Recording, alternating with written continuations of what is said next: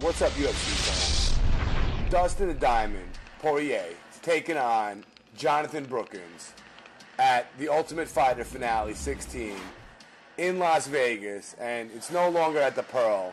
It's going to be at the Hard Rock. And Dustin, he's only 23 years old, just came off a loss, and unfortunately, he had a bunch of wins in a row. He's probably going to fight Jose Aldo, but he got choked out in round 4 by the Korean Zombie, and he's going to be forgiven.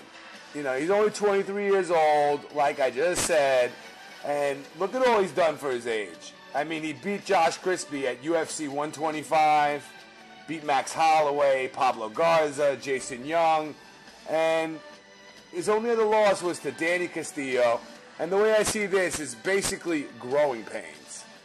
He's going to become one of the best. And if he doesn't, it's only him that defeated himself. If this kid continues to work out and really put his energy into fighting, he's going to be up there. Anyway, his next opponent is going to be Jonathan Brookins, Ultimate Fighter 12 winner.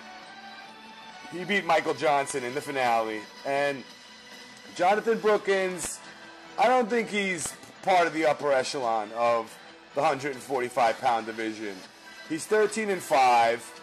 He's 27 years old, and he just came off a loss against Charles Oliveira at the Ultimate Fighter 15 finale, and he was submitted in the second round by guillotine choke.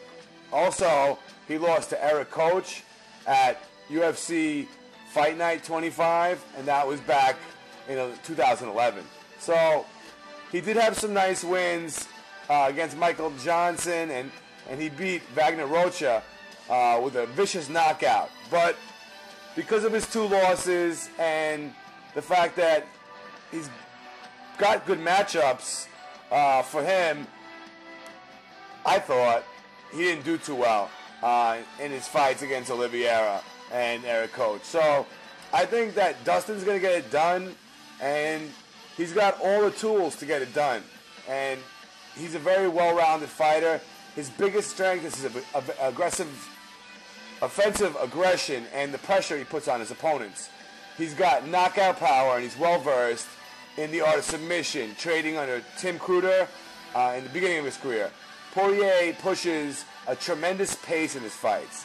That's what forced Crispy to wilt. And his aggression forces opponents to fight defensively. Don't be surprised if Poirier tries to swarm Brookins with a barrage of strikes, getting in his face and throwing short combinations. He also wouldn't mind getting in the clinch and working for a takedown, as long as he can avoid getting swept and have to play defense. So he's just an offensive fighter. If he could have his way with Brookins, he's going to come out victorious. I think the best plan of attack for Poirier is to put the TUF 12 season winner against the fence and really grind on him and wear him out with his dirty boxing. If Brookins lets his guard down, he needs to unload with combinations. While Brookins has a solid top game, his defensive abilities on his back aren't nearly as effective as Poirier can potentially take advantage of him in this department. So I expect Poirier to be on top and to control the clinch, control the striking, basically control the entire fight. I expect him to be quicker to the punch. He's got more speed, and you know, although Jonathan Brookins did fight Jose Aldo back at WEC 36, he ain't going nowhere. So Poirier, put him to sleep, and let's get rid of this Jonathan Brookins. I don't want to see him anymore. Peace, guys.